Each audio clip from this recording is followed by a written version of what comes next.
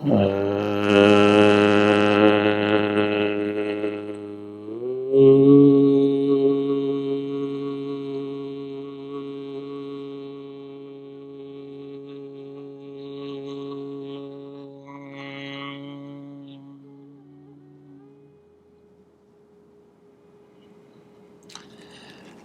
मेरे बहुत ही प्रिय और बेहद सम्मानित साथियों, हृदय की असीम गहराइयों से अभिनंदन, बहुत बहुत हार्दिक स्वागत।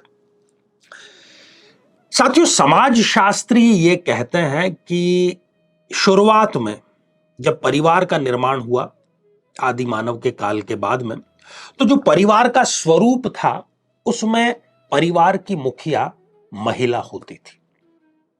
लेकिन आज के हम इस दौर को देखें और खास तौर पर भारत की बात करें तो महिलाओं को यह दर्जा अब प्राप्त नहीं है और उन्हें शादी के बाद में अपना घर छोड़ करके किसी नए घर में जाना पड़ता है, वहां उनको एडजस्ट करना पड़ता है और मुश्किल कई बार यहीं से पैदा होती है। सबसे बड़ी बात तो यह कि यदि कुंडली ठीक से उन्होंने नहीं मिलाई है तब यह परेशानी आ सकती है।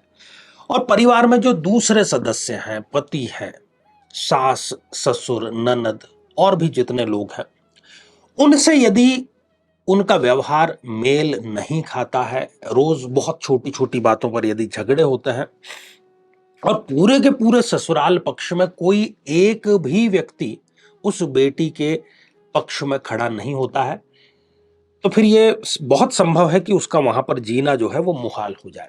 ये तो बेटियों की बात है। कई बार पुरुषों के साथ में भी ऐसा होता है कि पुरुष का अपने ससुराल के साथ में संबंध अच्छा नहीं रहता, लेकिन ये उसके लिए इतना चुनौतीपूर्ण नहीं है, बशर्ते कि वो घर जमाई ना हो।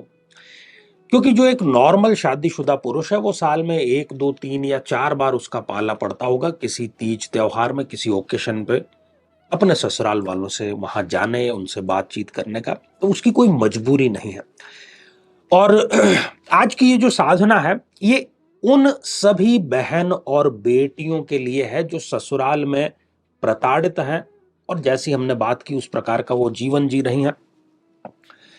दरअसल एक कमेंट हमारे पास में आया था, हालांकि इस प्रकार के कई सारे कमेंट आते रहते हैं, लेकिन यहां पर इस कमेंट का मैं उल्लेख जरूर करना चाहूंगा और ये तनु अथैया जी का कमेंट है। आचार्य चंद्रकांत जी प्रणाम। मेरी सास और मेरे पति मुझे बहुत परेशान करते हैं, ना मेरे बच्चों का ख्याल रखते हैं, बहुत परेशान हो गई हूं मैं। देखिए, दूसरे जितने भी लोग हैं, ठीक है, मान लिया ट्रेडिशनल चीजें हैं, यहां पर सास और बहू के झगड़े को कोई झगड़ा भी अक्सर नहीं मानता, लेकिन आपने जिसके साथ में विवाह संपन्न किया है, 7 फेरे लिए हैं, कस्में खाई हैं, वो आपकी पत्नी है और उससे आपकी संतति आगे बढ़ रही है, जो आपके संतान है। तो आप ना तो पत्नी का ख्याल रख रहे हैं, ना अपने बच्चों का ख्याल रख रहे हैं। ये तो बात एक्सट्रीम हो गई, हद मतलब कि ये पार हो गई और जाहिर सी बात है कि ऐसी स्थितियां जो है वो बहुत मुश्किल होती है। सबसे पहले मैं यहां पर दृष्टिपात आपका करना चाहूंगा कि आप कुंडली एक बार देखें, चाहे जिस लग्न की आपकी कुंडली हो, चाहे जिस राशि की कुंडली हो। जब कभी भी किसी भी जन्म पत्रिका में जो अष्टम भाव है, इस अष्टम भाव का जो लॉर्ड है, स्वामी है, वो यदि लग्न में जाकर के विराजमान हो जाता है, पहली स्थिति, या ठीक इसके दूसरी स्थिति की लग्नेश जो है वो अष्टम भाव में जाकर के बैठ जाए, क्योंकि अष्टम भाव से हम ससुराल पक्ष, ससुराल का सपोर्ट, वहां का प्यार या वहां की नफरत, ये सारी चीजें देखते हैं। तो यदि इस प्रकार का जो एक्सचेंज किसी की भी कुंडली में, खासतौर पर किसी बहन की कुंडली में है, तो उसको ससुराल में प्रेम कभी मिलता ही नहीं, बल्कि अष्टमेश की जो दशा है वो उसके लिए मृत्यु तुल्य कष्ट देने वाली होती है। और कई बहनें जो है वो ये बातें अपने मायके में भाई को, पिता को बताती भी नहीं कि अब शादी हो गई, इतना खर्चा भी हुआ, सारी चीजें हुई, अब और बदनामी होगी, तो वो उस जहर के घूंट को पीती चली जाती हैं, रोजाना अपमान सहन करती हैं और ससुराल में ससुराल नहीं बल्कि एक जेल का निर्माण कर दिया जाता है। उनको बाहर आने जाने पर पाबंदी, हर एक छोटे कार्य के लिए पाबंदी, और तो और कई जगह पर झूठे आरोप भी लगा दिए जाते हैं। तो ऐसी या इस प्रकार की स्थिति आपके साथ में भी है, तो निराश होने की आपको आवश्यकता नहीं है। आपका भाई, भाई रूपी मैं, आप उसको गुरु कहें, आपके लिए एक बहुत ही विलक्षण साधना लेकर के आया हूं, जिससे कि आप ससुराल वालों के जो मन है वो परिवर्तित कर देते हैं। मैं बार बार, पहले भी कई बार मैंने इसका जिक्र किया कि जब भी वशीकरण ये नाम आता है तो हमारे मन में एक नेगेटिव छवि आ जाती है। पता नहीं हम किसी को वश में करके उसको मार डालना चाहते हैं या उसका नुकसान करना चाहते हैं, नहीं।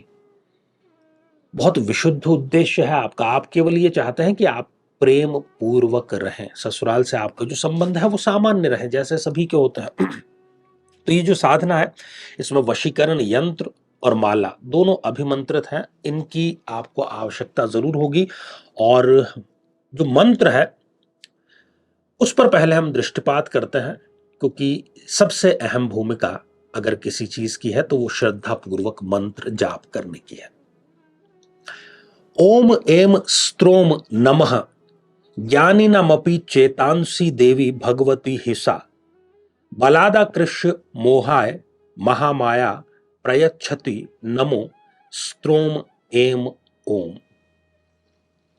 कोई कितना ही आपके विरुद्ध हो, शत्रुवत हो, आपको मार डालने के लिए प्रतिक्षण प्रयासरत हो, उस तक व्यक्ति का जो मन है आपके लिए द्रवित जरूर होने लगेगा।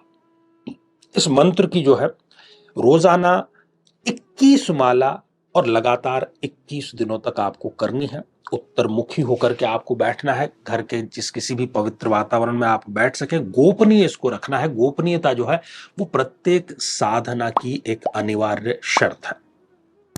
और 21 दिनों के भीतर ही आप देखेंगे बहनों कि जो व्यवहार आपको प्रतिदिन सालता था, आपका श्वास लेना भी जिस माहौल में मुश्किल था, वहां पर अमृत धारा बहने लगी। जी हाँ, इतनी अद्भुत साधनाएं ये है। और इसी प्रकार की साधनाएं हम आपके जीवन को बेहतर बनाने के लिए लेकर के आते रहते हैं। तो साथियों, आज के लिए केवल इतना ही, और इसी मंगल कामना के साथ में कि आप सभी स्वस्थ, समृद्ध और शांतिपूर्वक जीवन व्यतीत करें। नमस्कार।